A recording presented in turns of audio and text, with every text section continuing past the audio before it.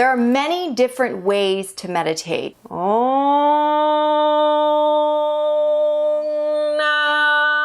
Here's a few to help you find the one that works best for you. Here we go.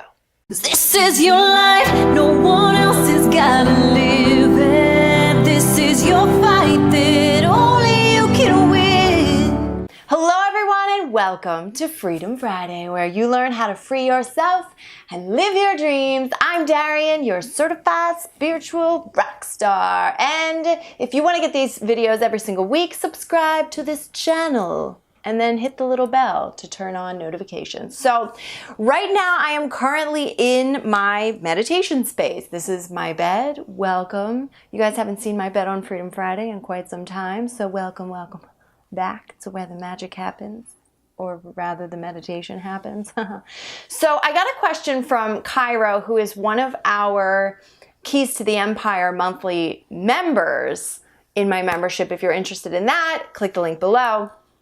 And she asked about what are all the different types of meditation. And so there are so many different ways to meditate. And I think that, I just want to share a few of them. Of course, 5 isn't all of the different ways to meditate. Of course, you could basically make up however you want to meditate. There's really no rules when it comes to meditation. There's only one rule, I would say, when it comes to meditation. And even then, I wouldn't call it a rule. So I think that a lot of people can be put off by meditation. And so I just want to share these 5 different types of meditations, because you might find one that works better for you as opposed to another one. So the very first that I'm going to mention is the basic meditation.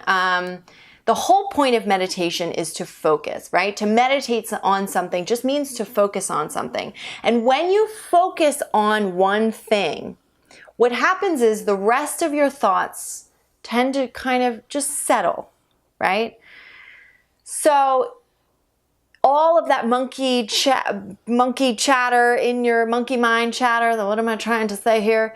That kind of disappears, right? A lot of times we'll teach kids that if you have a snow globe and you shake it up and then you keep it still, and little by little, all the snowflakes will go to the bottom. That's a way to kind of talk about meditation. But I think that what happens is a lot of people are trying to shut the mind off, and that's actually not possible.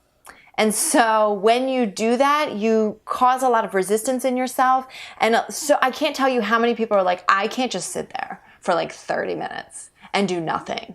Like, people are just like, I could never do that. And so when you focus on something, and so the very first meditation that I want to teach you is that I want to mention to you, I'm not going to go in thorough teaching about this, but just mention to you is just watching your breath or picking one thing to focus on. So Apex will say, right now I have my air conditioner just clicked on, and Esther Hicks would focus on the sound of the air conditioning. A lot of people will just focus on your breath, right? And what that means is just close your eyes and just watch your breath. You can count your breath. 1, 2, 3, 4 in. 1, 2, 3, 4 out. It's just a way to focus the mind on one thing, or as little as you can, so that all the other thoughts go away. And that's really how the thoughts go away. And when that happens, you go back to the truth of who you are. When all the resisting thoughts go away and settle, the truth of who you are arises. And then you get that buzzy feeling, and you feel that sense of peace. You feel back into the moment. For me, I get high. I get a legit high off of meditating. That's why I meditate. When you get high off of meditation, not needing drugs, when you get the same high off of meditation that you've gotten from drugs, you'll start meditating.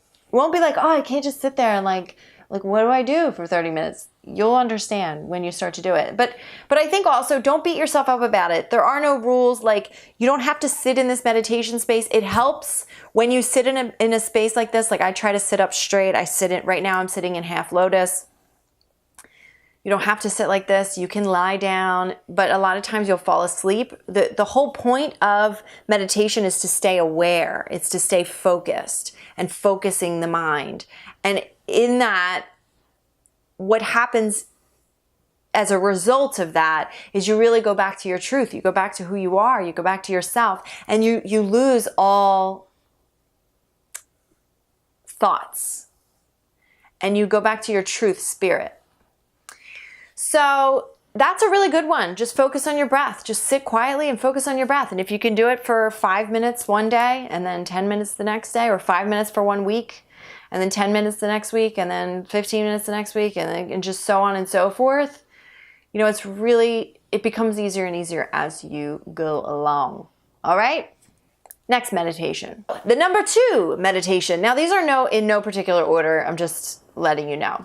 So another way to meditate is visualization. I don't know why I have so much trouble saying visualization, but I have to pronounce visualization.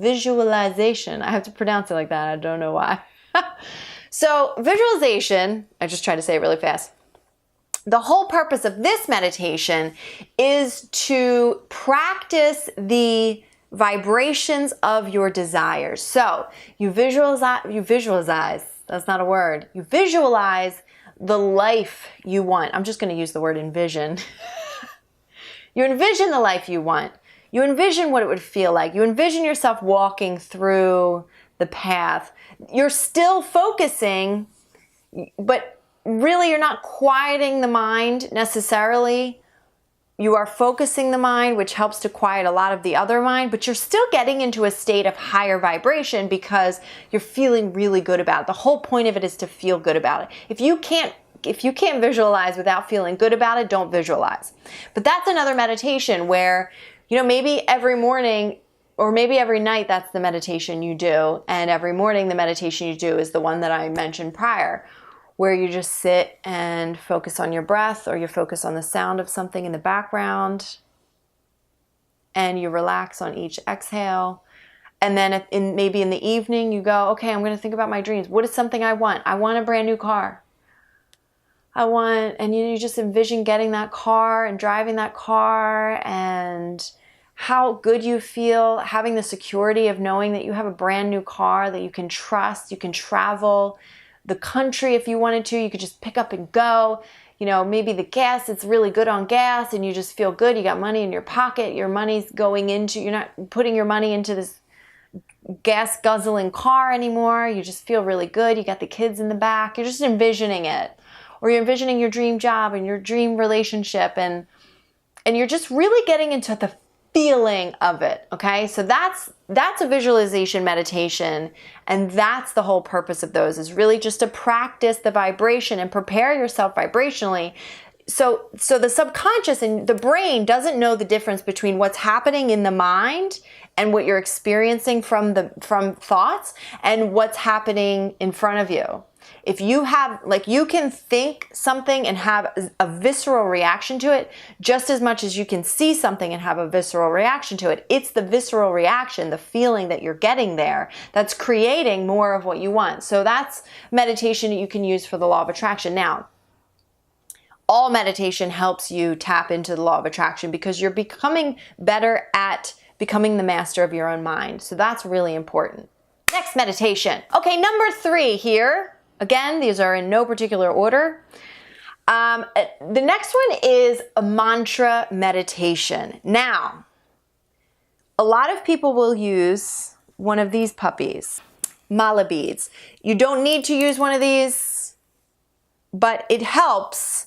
And it helps to focus by bringing your body into it and involving your body with, so the whole purpose of mala beads, each of these beads, I don't know if you're familiar with, let's see if I have these, rosary beads.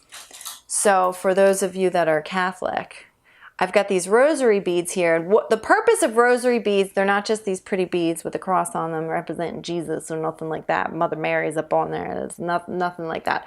So the purpose of these is basically each one that you touch, you say a prayer. So with the malas, each one that you touch, you say a mantra.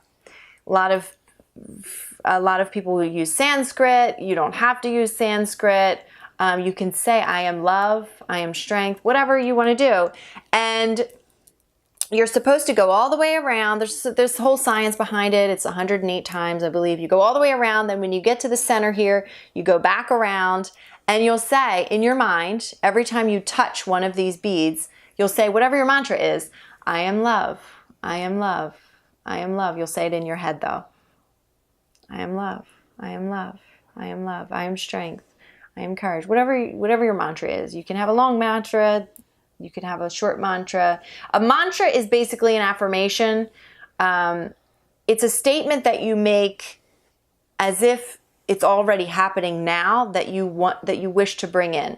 It kind of has a similar idea of the visualization. A lot of times when we speak words, we tend to align with them. Our belief systems align with them. So when you speak words, every word you speak, think of that as an affirmation. Every word that you speak, you are affirming it to yourself. Affirming it means solidifying it as a belief system. And so when you use something like a mantra, you're solidifying it in your brain.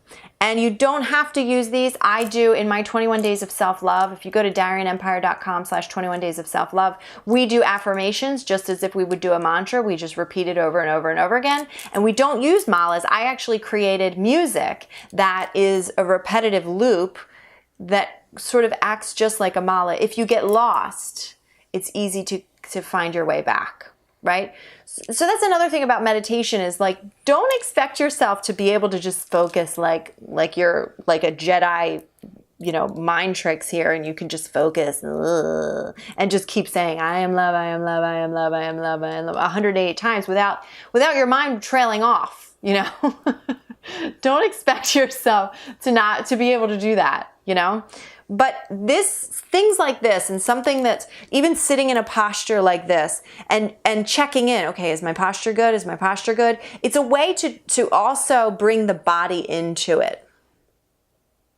Do you know what I'm saying? Okay, next, meditation. By the way, I got this from my Yogi Surprise jewelry box. Really pretty malas. So the next meditation is one of my favorite types of meditations, and that is Kundalini meditation. I'm going to just give you a quick little example. Each meditation starts off like this. You tune in, right? And you'll say this. You're not going to know anything that I'm saying, but it's just really fun to do, so I'm going to do it.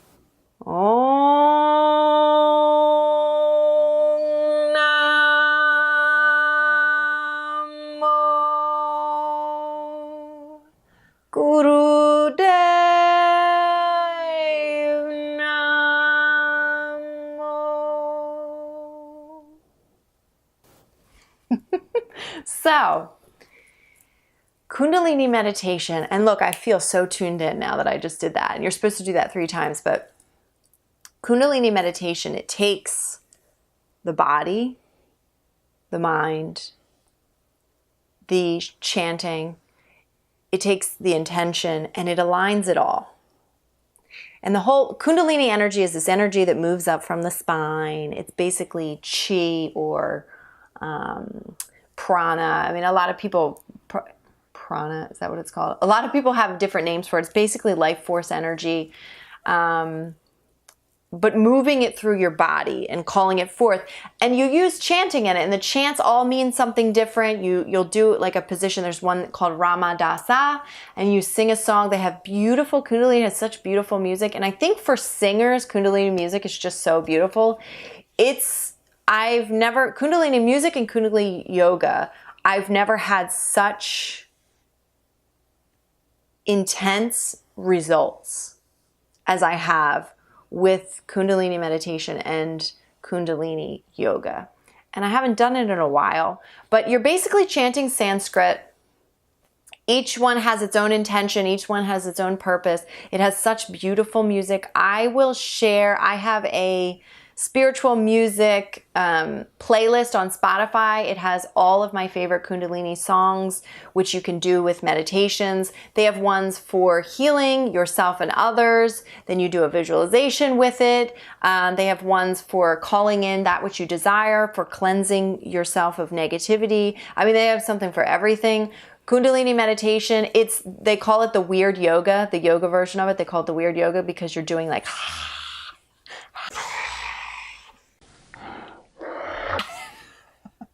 all kinds of weird shit.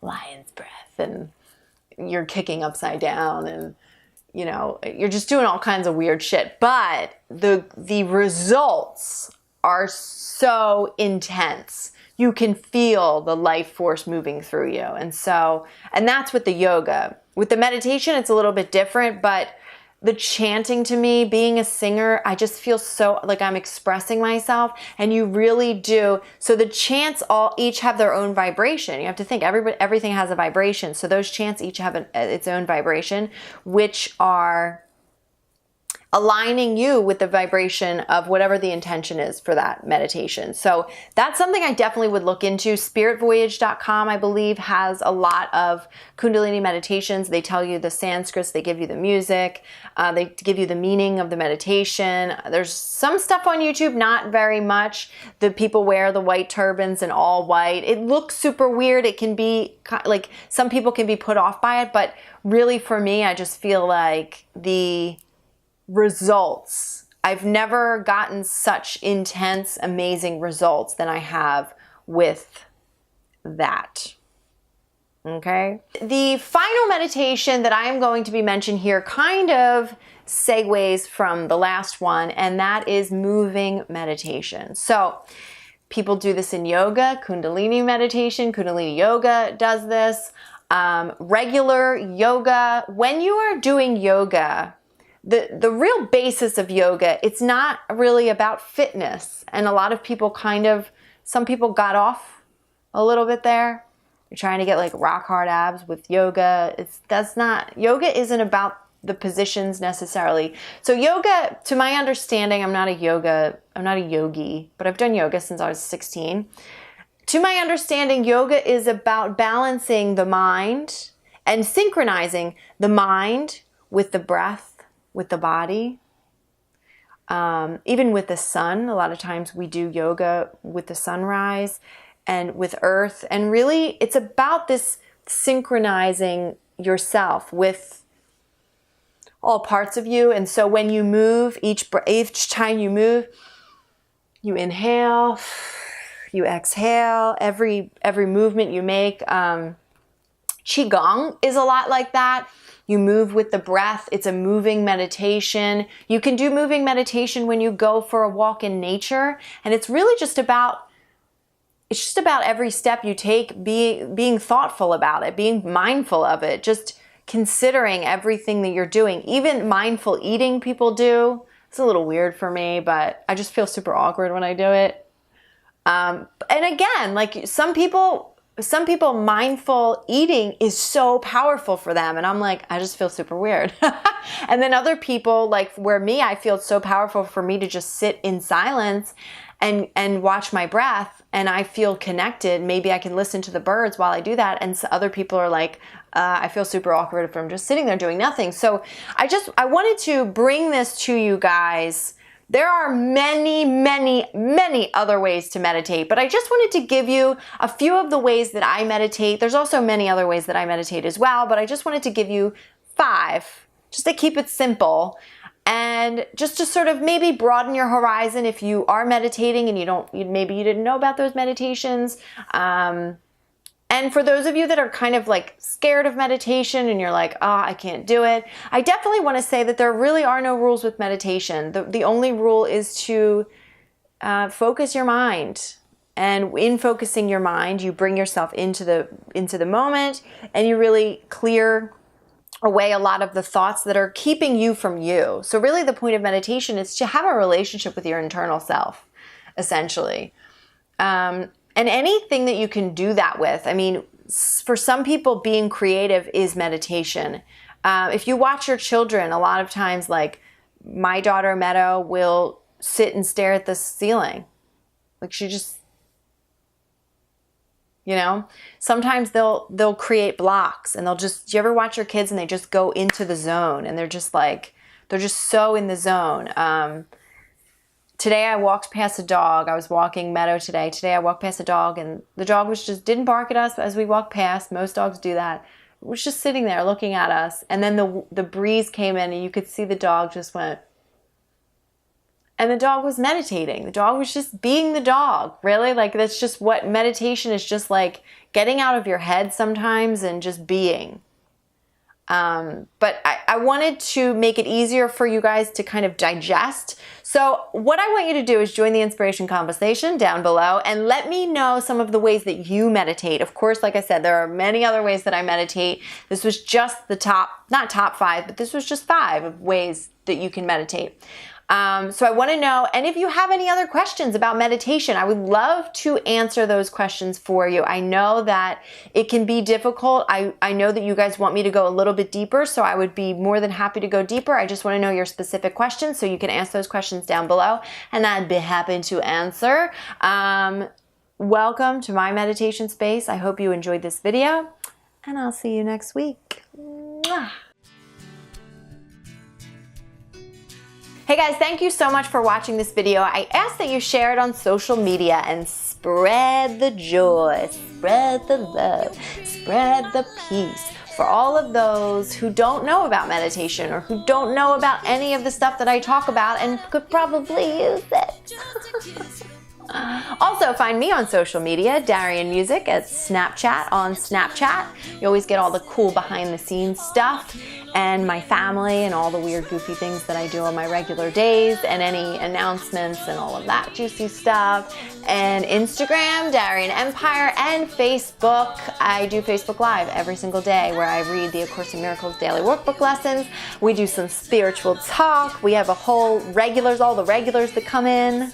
And I do an oracle reading definitely every weekday, and sometimes on the weekends too, morning Eastern time. So I will see you guys there and on the next video. I love you so much. In the meantime, watch this video from the archive.